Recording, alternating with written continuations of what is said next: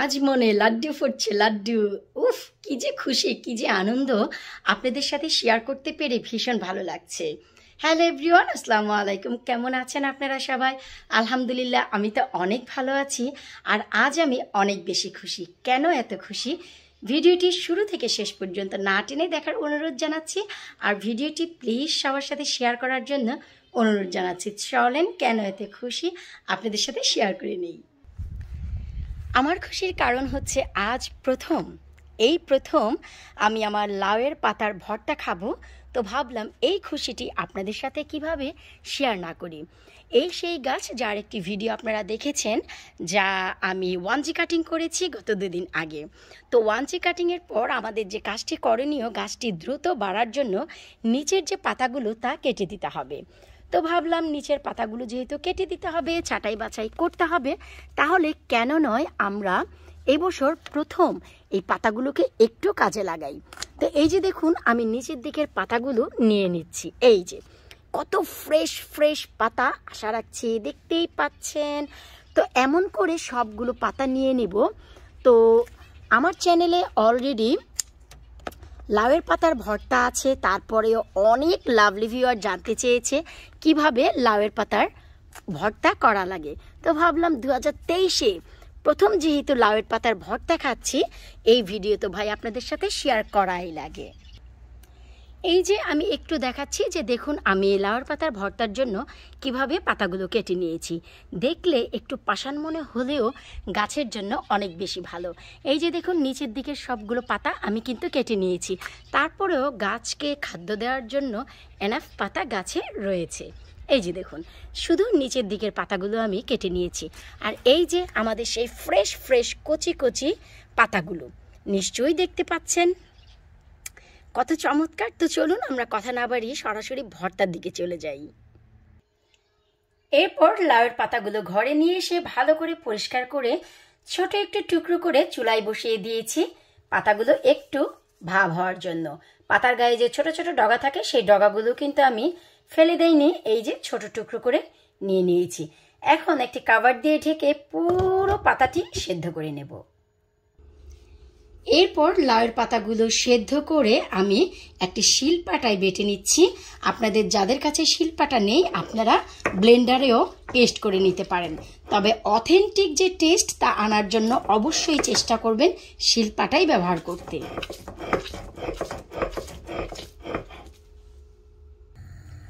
আজ আমি আমার স্টাইলটি আপনাদের সাথে শেয়ার করব। যখনই আমাদের লাউয়ের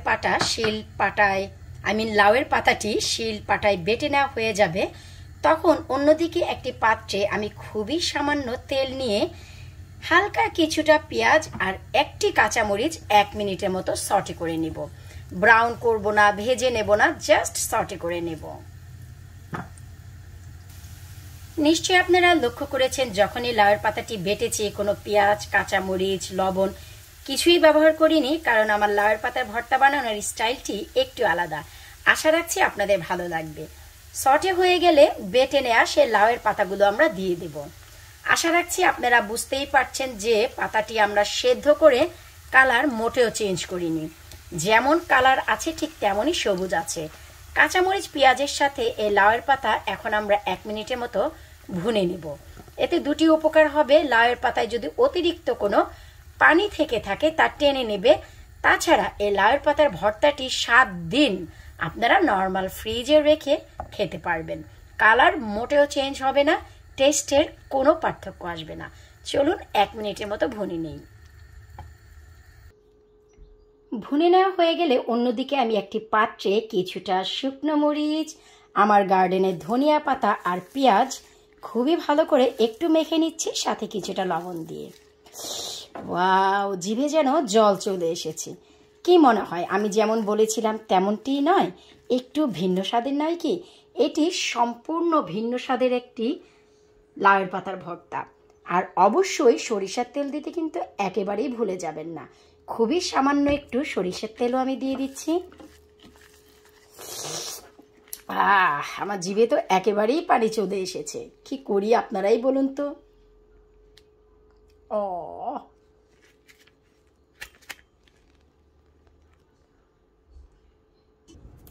এই তো এবার ভুনে নিয়ে আসে লাউয়ের পাতাগুলো আমাদের দিয়ে দিতে হবে এই মিশ্রণে।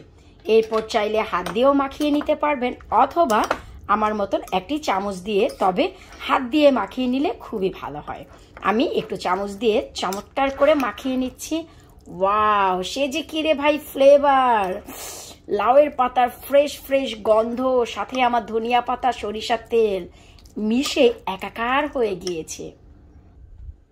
এই তো ফাইনালি লাউয়ের পাতার ভর্তা একেবারে কমপ্লিট। সম্পূর্ণ ভিন্ন স্বাদের এই লাউয়ের পাতার ভর্তা খাওয়ার পর মনে হবে যে কি যেন খাইলাম। ভর্তা থাকবে আর সাথে বোয়া থাকবে না তা কি হয়? এই যে দেখুন আলুর বোয়া একেবারেই ঝরঝরা। ওয়াও! এবার বলুন, শুধু কি ভর্তা বানালে হবে, খেতে হবে না? এই যে ঝরঝরা বোয়া ভাতের সাথে, ওয়াও! এখন চলুন আমি আপনাদেরকে একটু খেয়ে বলছি যে আমার এই ভর্তা আর বোয়াটি কেমন হয়েছে। এর ফ্লেভার তো একেবারেই আমার নাক পর্যন্ত চলে গেছে। কি আর বলবো, সবুজের পাশে, করলার পাশে বসে খাচ্ছি, তিতার পাশে বসে মনোরম খানা। বিসমিল্লাহ।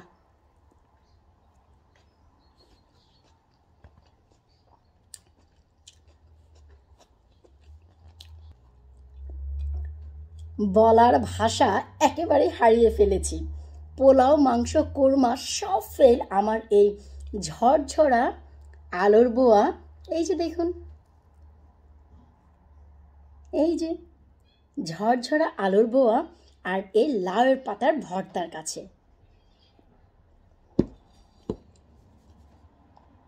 কি খাচ্ছি আমি! 2023-এ এই প্রথম আমি লাউয়ের পাতার ভর্তা খেতে যাচ্ছি আমার গার্ডেন থেকে।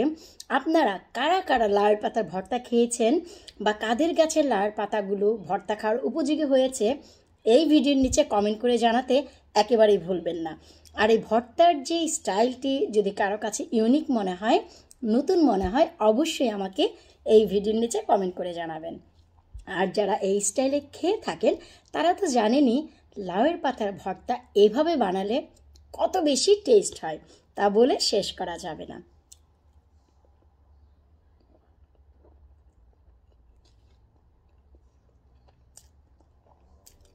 বলার ভাষা আমি হারিয়ে ফেলেছি। লাউয়ের পাতার ভর্তার সাথে বোয়া ভর্তার একই রে ভাই মনোরম সম্পর্ক। যাই হোক, বিদায় নিচ্ছি আজকের মতো। আল্লাহ হাফিজ।